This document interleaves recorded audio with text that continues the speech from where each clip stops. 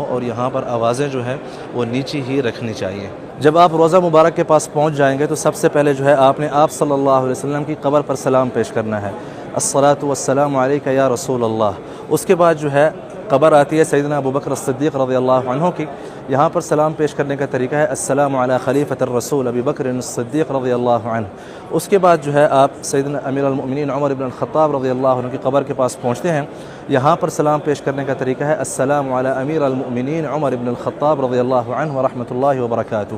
یہاں پر صرف آپ یہ سلام پیش کر کے دھیمی آواز میں جو ہے پھر آپ کو آگے روانہ ہوتا ہے، تاکہ آپ کے پیچھے جو اور زائرین افراد مأمور ہیں مصاحف کی عنایت کے اوپر۔ قرآن کریم میں کوئی نسخہ جو ہے زائر پڑھ کر کہیں بھی رکھ دیتا ہے تو یہ لوگ اس کو اٹھا کر اس کی پراپر جگہ پر اس کو رکھتے ہیں۔ مثال کے طور پر یہ پورا ریک ہے تفاسیر اور تراجم کا، تو وہ اگر کسی نے تفسیر پڑھی ہے اور کہیں اور رکھ دی تو یہ اس کو اٹھا کر یہاں پر لائیں گے۔ اس کے علاوہ یہ دیکھتے ہیں کہ قرآن کریم کے جو نسخے یہاں پر موجود ہیں ان میں سے کوئی نسخہ مطلب پھٹ تو نہیں گیا، اس میں کوئی کمی پیشی تو نہیں رہ گئی۔ اس کے علاوہ جو خصوصی افراد ہیں جو کہ دیکھ نہیں پاتے ان کے لیے بریل میں بھی مصاحف مسجد نبوی کے اندر رکھے گئے ہیں۔ اس خصوصی انتظامات کے لیے تقریباً 65 سے زیادہ قرآن کریم موجود ہیں نابینا افراد کے لیے۔ قرآن کریم کے نسخوں کی عنایت اور ترتیب اور صفائی کے لیے ایک پورا ادارہ مسجد نبوی کے اندر موجود ہے جس کو بولتے ہیں قسم المصاحف بالمسجد النبوی الشریف۔ اور یوں قرآن کریم کے ہر نسخوں کو چیک کیا جاتا ہے کہ کوئی اس کے اندر صفحہ جو ہے شہید نہ ہو چکا ہو، یا کسی نے کچھ اوپر لکھ دیا ہے بعض اوقات بچوں وغیرہ نے، تو ان نسخوں کو جو ہے تبدیل کرنا بھی ان کی ذمہ داری میں شامل ہے۔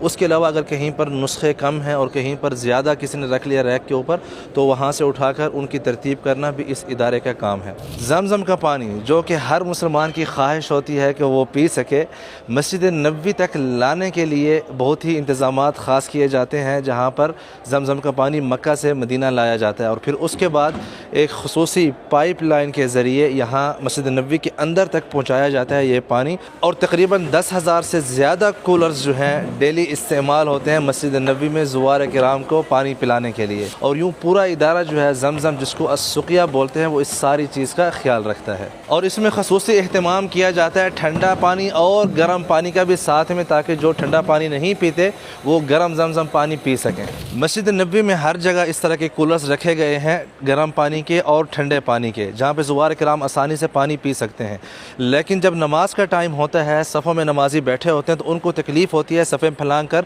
زمزم کا پانی پینے کے لیے، تو اس طرح کے 20 افراد جو ہیں مسجد نبوی انتظامیہ نے تخصیص کیے ہوئے ہیں، جو کہ صرف اور صرف جو چھتریاں ہیں مسجد نبوی کے اندر اور جو پرانی مسجد نبوی ہے وہاں پر جو نمازی صفوں کے اندر بیٹھے ہوتے ہیں ان کو پانی پلاتے ہیں ہر نماز کے ٹائم پر۔ 10,000 زمزم کولر کے علاوہ یہاں باہر جو ہے تقریباً 60 جگہوں پر ایسا بھی نظام بنایا گیا ساحات حرم کے اندر